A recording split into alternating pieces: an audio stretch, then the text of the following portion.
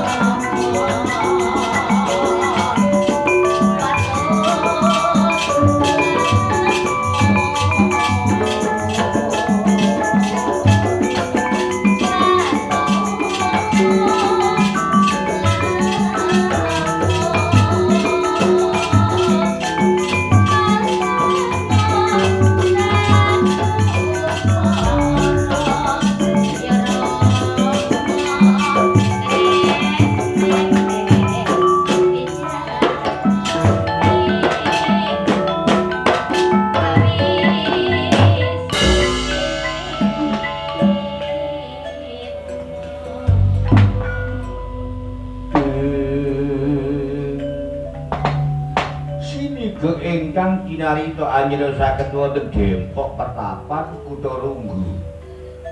Wonten salah sawijining pendhita wonten Depok Pertapan Kutha Runggu ingkang peparab Begawan Kesawa Sidi asmane. Ugi kawonten anyelasaken sekabat hasta dewa sampun kancik wonten madyan Depok Pertapan Kutha Runggu. Ugi boten katalumpen kawontenaning Reksi Begawan Kapiwara pendhita saking Depok Pertapan Kendari Sada menika nderek sumunyut ngangsu tirta kangwening wonten Depok Pertapan Kutha Runggu. Tandraning Depok Pertapan kadya membat-membato gending gendil iyo.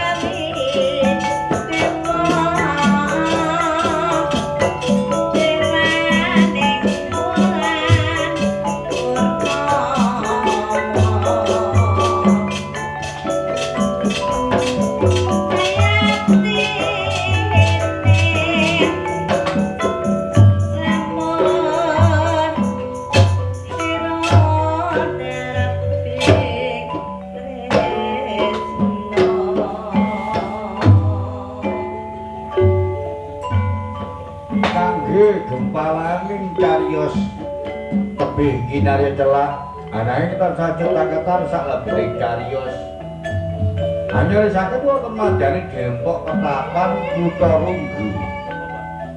Dasar Depok Pertapan Kutha Runggu menika prasasat tebih saking papan peramean cumondoke menika kemawon wonten madyaning wana bledekan wonten madyaning alas kang wingit alas kang sukil ana sing tembungan jalmara jatuh mati satu para satu mati. Lah dene posisi ingkang sampun pitaran wonten inggil menika kang para Begawan Kesawa Sidi asmane. Dasar pendhita kang butur kawe bentur tapane prasasat mandi sak sabdane. Ugi kang sampun sumuyut kawulahan Resi Begawan Kapiwara, nggih aneman Prangganyana, nggih aneman Rama Dayapati. Pandhita wonten Depok Pertapan Kendari Sada ingkang sampun nderek ngangsung tirta wening wonten Begawan Kesawa Sidi. Kajeresaken putra sekabat Hasta Dewa disampun kancik wonten Depok Pertapan. Mila kawentraning sang Wiku Begawan Kesawa Sidi Arsa ngaturi kang putra sekabat Hasta Dewa sumangana reksi Begawan Kapiwara wonten manjaning Depok Pertapan Kudarunggu. Tangganira dereng kawijil wonten manjaning Leksan.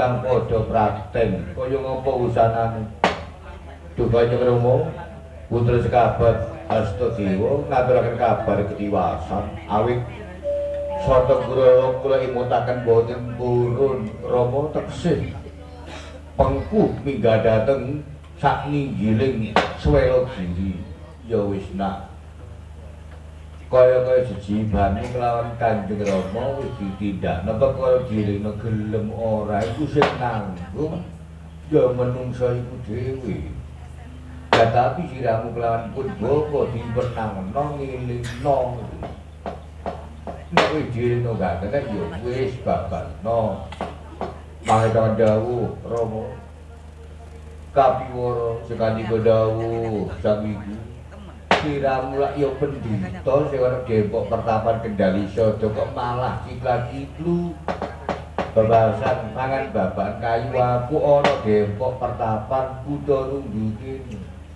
dosa Wiku najan kula menika reksi najan kula nika begawan pendhita wonten Depok Pertapan Kendali Sada sang Wiku kula kagungan sesampi sak minggiring langit teksih wonten langit melih mila boten wonten tiyang kang lungit boten wonten tiyang kang dumdang ereng-ereng awit sak minggir langit teksih wonten langit iya nek kaya ngono Kapiwara becik paugeran yo yang nggih ingkang mandhap dhateng pangkoni Begawan Kesawa siji tanpa capo dumawahi kawon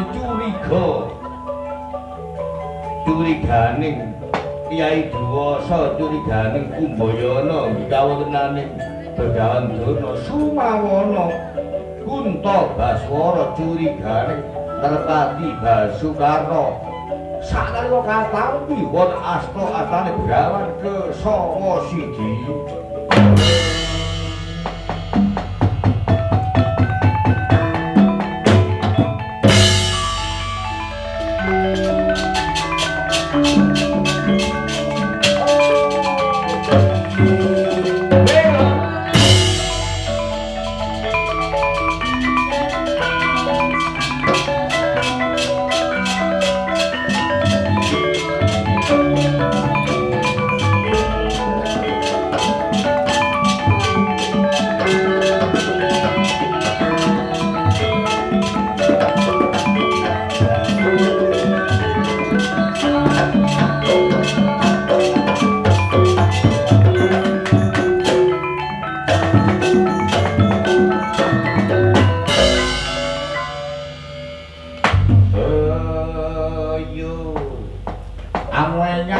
Dirgantara saknalika dawah kalenggak wonten Jempok Pertapan Kutharugu lan Kaltapa satriya saking negaring Ngamarta iki satya saking Madukara Arya Janaka Gerjuna sumuya dhateng Sang Piku Begawan Kesawa siji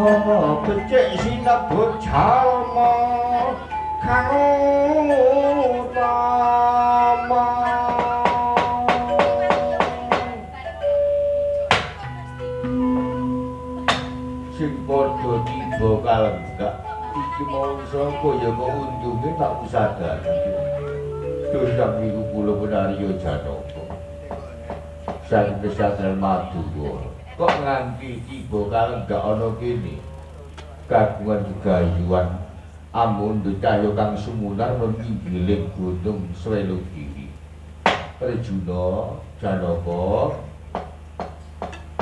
cahya kang sumunar ana sak dhuwure gunung Swelogiri iku minangka daru nak jeneng daru iku uga diarani rahmat.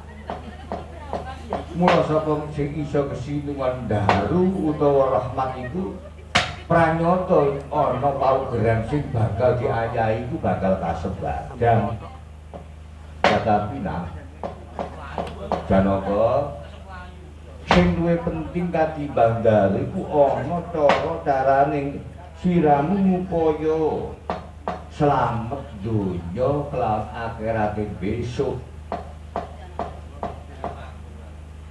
Mangetaken dawuh sang iku lajeng syarat saranapa anggen pun abdi Arya Janaka menika saged slamet donya kelawan ing akhirat besok. Mula bukane sadurunge mikir akhirat ayo mikir donya dhisik.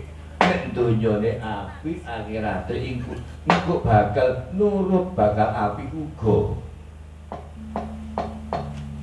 Janaka sekali kedawuh mangetaken dawuh sang wiku. Paduka peparap sinten? Aku begawan ke sawa siji ya. Janaka lah sing burimu iku kan anak si Kapiwara. Burimu maneh iku kan putra sekabat Astadewa. Kapiwara iku wis guru wis pendhita jek gelem ngangsu lho. Dadi mula bukane menawa ana pendhita, ana guru sing kaya dene ora ancik-ancik lemah iku kliru.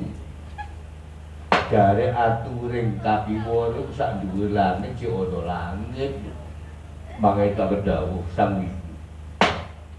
Akhirat besok iku manut krana didhisiki dene tumindak ana alam donya luwih dhisik. Mula siramu menawa kanjeng Islam donya akhirat siramu kudu anglakoni sing yaiku hasta brata. Mangetaken dawuh napa hasta brata? Sang wiku hasta iku 8. Brata iku tirakat tapa brata berarti peseragane tirakata 8 perkara. Sepisan siramu duweni sifat kaya dene bumi, duwe ana sifat kaya dene bumi. Rejuna sifat keduweni kaya bumi iku bumi najanta. Kaya ngapa didak-idak manungsa paribasane dicetemer manungsa iku bumi ora bakal sambat, bumi ora bakal protes. Sing nomor duweni sifat kaya dene angin ya Rejuna sing dawuh. Majase kagem sifat kadya dene angin. Duweni sifat kaya dene angin ateges siramu kudu duweni sifat ora pilih kasih. Angin iku najan to ayu ya kedunungan angin. Najan to ala ya kedunungan angin. Najan to sugih, najan to miskin ya kedunungan angin.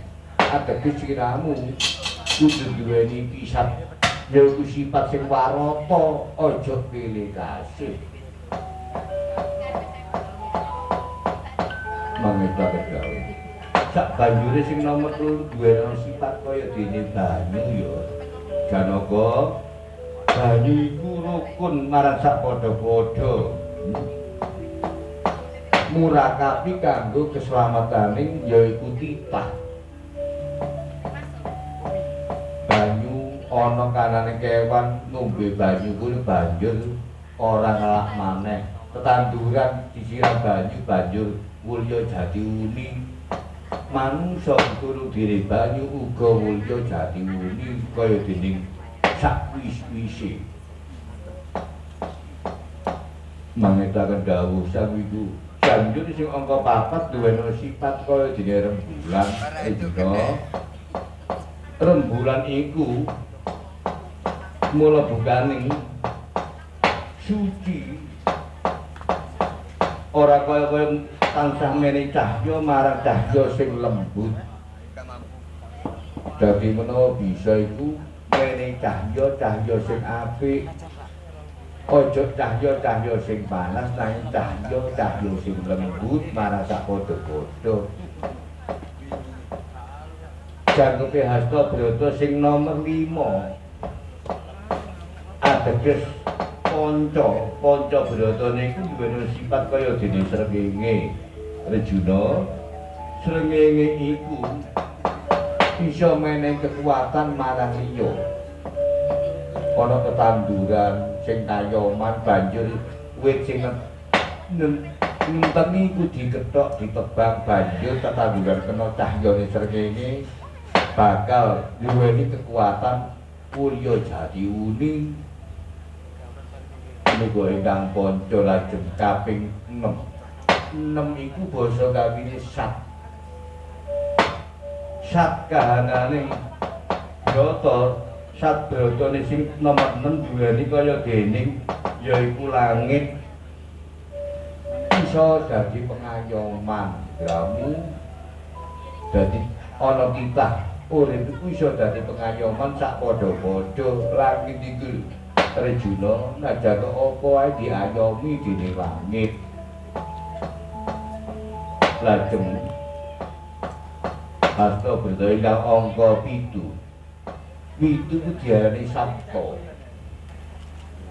duwe sifat kaya dening geni Arjuna geni iku bakal iso brasta dur angkara siramu menawa ana tumindak lakukan ora apik ana tumindak kang malisir saka bebener siramu kudu iso brasta geni ku ana kayu dunjana geni ya kobar ya entek ana ban dunjana geni ku ya kobar ya entek larahan dunjana ana nduk geni ku ya kobar ya entek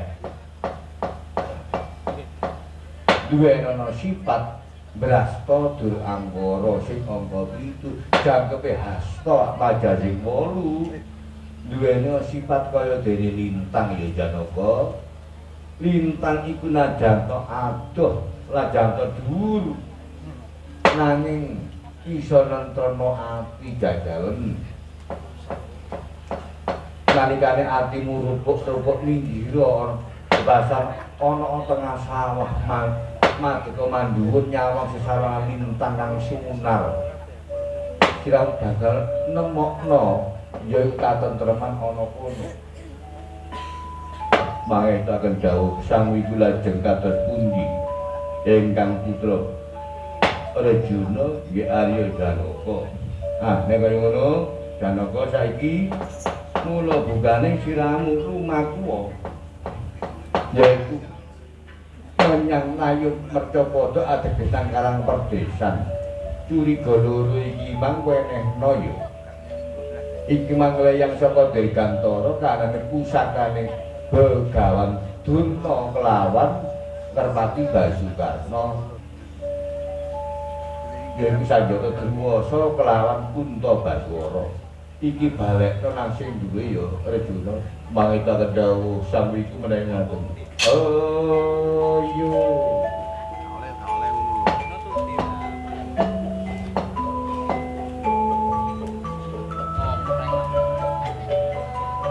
rampung piwulang gawe kesawa siji ngatur Arya Janaka keparingan Sanjata kalih Dwiwasa Surawana Kuntabaswara Arjuna kin mangsulaken dhateng Hangga hanggane Kerpati Basukarna Sumawana Resi Danyang Durna Biru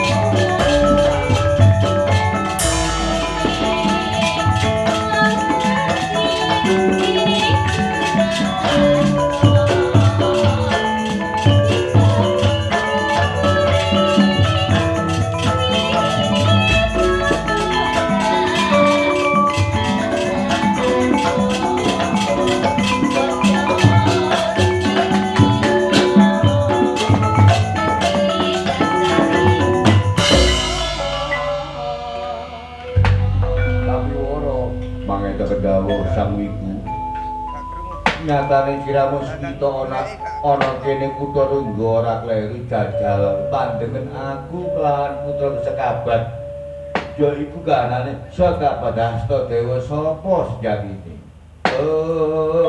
yo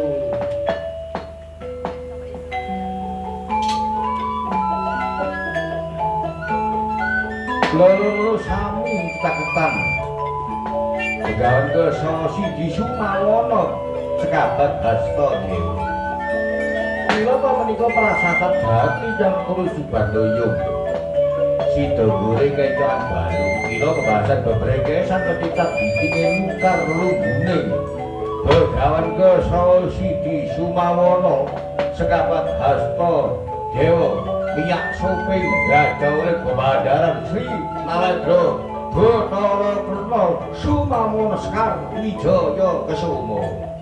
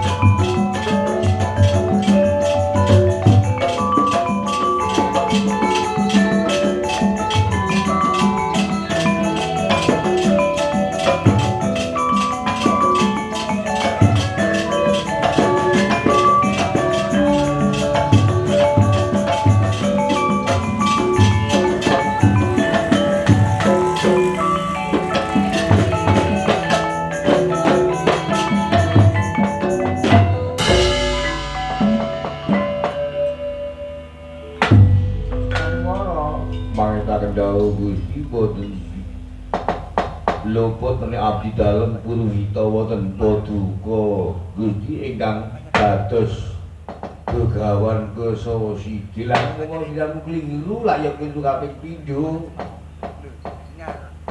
wong pendhita kaya dipundi dadi kasunyatane maneh tiramu ya duweni siswa banjur menawa sing Purwita ana sing suta keladiran banjur siramu kliru tali sirsa apa bener iku ndi sing diangsul lho ndi sing diangsul ndi lah mula bukane kan tak rewani aku nyelamet laku wujud Begawan Kesa Sidi sing kaya ngono nyatane bendeke sing bakal kesilwan wahyu Rejuna karena besok anak turun saka Rejuna adhika iki anak turun saka Janaka iki sing bakal dadi ratu petung temurun ana negara Ngastina saandane besok tapi ora mangita dawuh Gusti derena penjenengan isun ya ayo padha dibelancang nglakoni Rejuna menyang negara Ngamarta mangita dawuh Gusti ayo jan nggih kawontening Sri Naledra Bathara Krna prasasat piyambake boten tegel kawontening Arya Janaka bangsulaken kawontening Sanjata Kuntawijaya Danu Sumawan Druwasa dhateng Merpati Basukana Sumawana Danjang Durna ila kawontening Sri Kena Degel ing Peti Gayo ing awiyat ngambaju mantura brancang lampahira Arya Janaka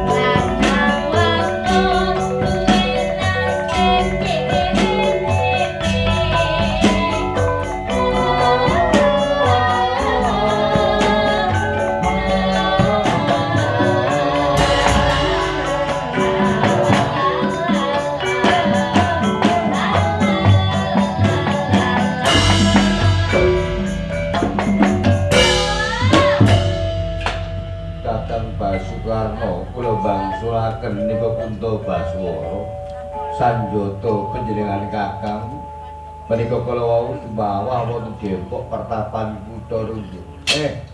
Adi Janaka, Arjuna. Gawe wirangipun kakang, tak trima Kuntabaswara, Kuntawijayandanu. Nanging ora dina iki piwalesmu lan punika entara ana padang guru kasetran, ana kono sirang bakal tak larak ana perang Baratayuda jaya birangi.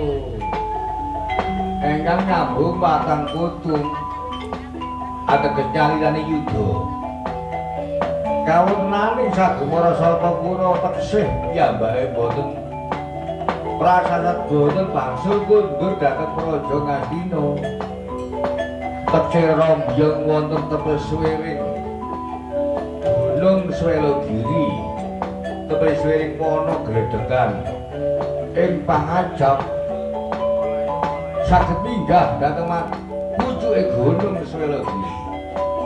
Resi Begawan Kapiwara nyalirane yuda kautus kelawan Sri Nalendra Bathara Kresna minangka dalanging Pandhu. Minangka Wisnu kang eja wantah. Kila kalan Resi Begawan Kapiwara angrapal aji sepiangin piyambakipun. Aji Cindung Aji Rewut ingkang mangkantar-kantar kang dudu-dudu dene. Aji menika paring kumpulan Sanjang Bathara Bayu.